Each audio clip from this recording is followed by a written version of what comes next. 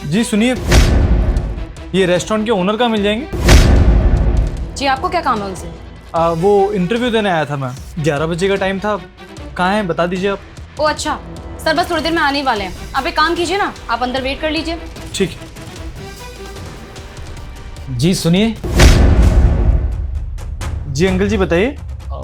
बेटा मैं तुम्हें एक काम बोलने वाला हूँ, हो सका तो मुझे माफ़ कर देना। यहाँ टेबल पर ना पानी का गिलास रखा हुआ, हो सके तो मुझे पकड़ा दो बेटा।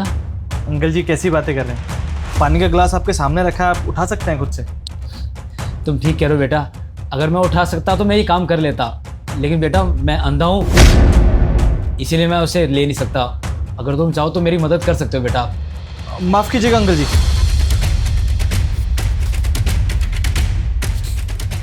ये लीजिए। थैंक यू बेटा। आराम से। थैंक यू सो मच बेटा।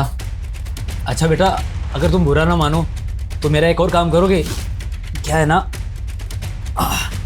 कि मुझे ना 500 रुपये देने हैं, और तुम तो बेटा जानते हो कि मैं अंधा हूँ, तो बेटा इनमें से एक 500 का नोट ना तुम वेटर को दे दो। जी अंकल जी, क्यों नहीं। ये लीजिए अंकल जी। अंकल जी एक नोट गलती से एक्स्ट्रा आ गया। अरे बेटा थैंक यू सो मच। अब सुनिए,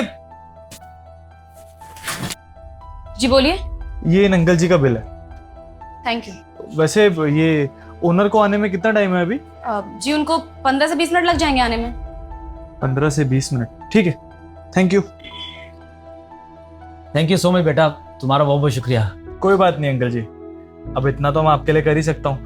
वैसे आपने शायद यहाँ पे लंच कर लिया है, आप कहीं जाना चाह रहे हैं, और मैं जहाँ तक देख पा रहा हूँ आपके साथ कोई है भी नहीं। आप कहें तो मैं कहीं छोड़ दूँ आपको? नहीं बेटा, मैं तुम्हें तकलीफ नहीं देना चाहता। बस मुझे यहाँ बस स्टैंड तक ही जाना है, और मुझे तो आदत है, मैं खुद ही चला जाऊंगा। अंकल जी परेशान होने वाली कोई बात ही नहीं है, ये सामने ही तो है बस स्टैंड। और वैसे भी ओनर को आने में 10 से 15 मिनट है, थोड़ी बातें भी हो जाएंगी आपसे, और आपको छोड़ भी आऊंगा। चलिए ना। ठीक है। एक सेकंड, आराम से। ये इधर सीढ़ी है अंकल, आराम से। हाँ इधर ही है, इधर ही है। एक और है। अंकल जी ठीक है आप? हाँ ठीक है बेटा। सीढ़ियाँ खत्म हो गई है वैसे, आइए आराम से।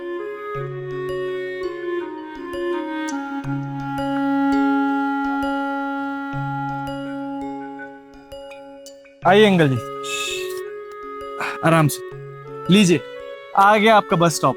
थैंक यू सो मच बेटा। अच्छा बच्चे, एक बात बता, अगर तू बुरा ना माने तो तुझे एक छोटी सी तकलीफ और दे सकता हूँ। अरे अंकल, इसमें परेशान होने वाली कौन सी बात है? बताइए क्या मदद कर सकता हूँ मैं आपकी बस वस आने वाली है, उसका वेट करना है आपके साथ। देख बेटा, मैं तो इस दुनिया को देख नहीं सकता, और मैं सोच रहा हूँ कि जब तक तुम्हारे पास थोड़ा समय है, मुझे बताओ ना बेटा, ये दुनिया कैसी है और सब कैसे लग रहा है, कैसे लोग घूम रहे हैं, क्या कर रहे हैं। अगर तुम बताओगे ना, मुझे बहुत अच्छा लगेगा बेटा। बिल्कुल अंकल जी, क्यों नहीं। तो शुरुआत करते हैं जहाँ से अभी हम लोग आए हैं वहाँ की। जहाँ से अभी आप आए हैं ना, वहाँ पूरी मार्केट बनी हुई है, बहुत सारी दुकानें हैं, चश्मे की, कपड़े की, खाने की, और भी बहुत सारी चीजों की। और आसपास बहुत सारी भीड़ लगी है। कुछ औरतें कपड़े खरीद रही हैं, कुछ स्कूल के बच्चे आइसक्रीम खा रहे हैं, और कुछ माएँ अपने बच्चे को डांटते हुए घर लेके जा रही है क्योंकि आइसक्रीम नहीं खिलाना चाहती हैं। बच्चों के स्कूल की बस जा रही है, बहुत सारी गाड़ियां चल रही हैं, और साफ सफाई वाले अपनी सफाई कर रहे हैं। और मार्केट के जस्ट पीछे जाएं तो बहुत बड़ी बड़ी बिल्डिंग बनी हुई है, ऐसा लग रहा है कि जैसे वो आसमान को छू लेंगे। बहुत सारे पेड़ लगे हैं, बहुत हरियाली है, ठंडी ठंडी हवा चल रही है। और ये क्या, एक बच्चा अपनी मम्मी से आइसक्रीम मांगने के लिए नीचे सड़क पे बैठ गया है। अरे वाह बेटा वाह, तुमने तो सच में बहुत अच्छा एक्सप्लेन किया है। मुझे ऐसा लग रहा था कि सचमुच में मैं इस दुनिया को देख रहा हूँ। बहुत बहुत शुक्रिया बेटा, बहुत बहुत शुक्रिया। अच्छा बच्चे, एक बात बताओ, वैसे तुम यहाँ पर इंटरव्यू देने आए थे ना? हाँ अंकल जी।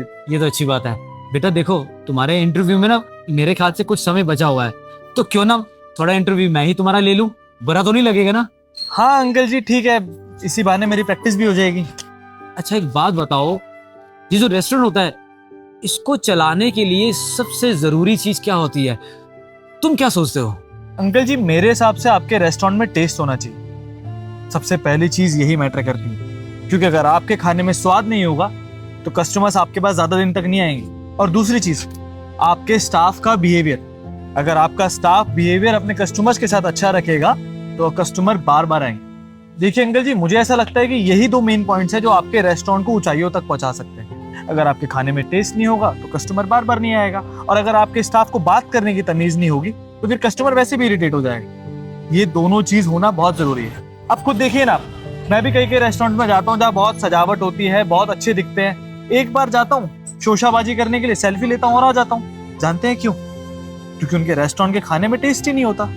और वहीं दूसरी तरफ जब किसी रेस्टोरेंट का खाना मुझे पसंद आता है तो मैं वहां बार बार जाना पसंद करता हूँ। भले ही वो रेस्टोरेंट छोटा क्यों ना हो, ज्यादा सुंदर ना दिखता हो, उसमें लाइटें कम हो, लेकिन वहां का टेस्ट अगर मुझे पसंद है तो वो जगह मुझे बार बार अपनी ओर आकर्षित जरूर करेगी। एग्जाम्पल के लिए आप एक बात ले लीजिए, हम लोग जब भी कहीं बाहर जाते हैं ट्रिप पे या कहीं भी, तो हम नॉर्मली कोशिश करते हैं कि हाईवे पे ढाबे पे खाना खाएं। जानते हैं क्यों अंकल जी?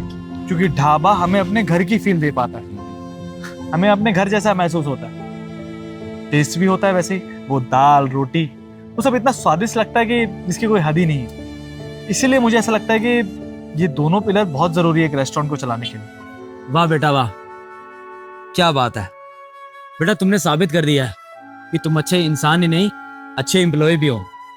और मैं तुम्हें बताना चाहूंगा बेटा, ना तो मैं अंधा हूं और ये सब मुझे नाटक करना पड़ा, क्योंकि मैं चाहता था कि मेरे रेस्टोरेंट में कोई ऐसा इंसान जॉब करे जो उसे अपना समझ के करे।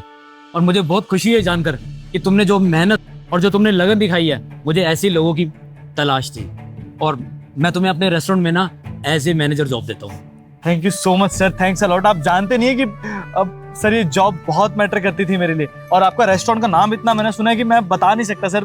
मतलब मेरा सपना पूरा हो गया, ड्रीम कम ट्रू वाली बात है सर। ठीक है बेटा, तुम इस जॉब के काबिल हो, और कल सुबह 9 बजे मैं तुम्हें यही मिलता हूँ। Sure sir, thank you sir, bye.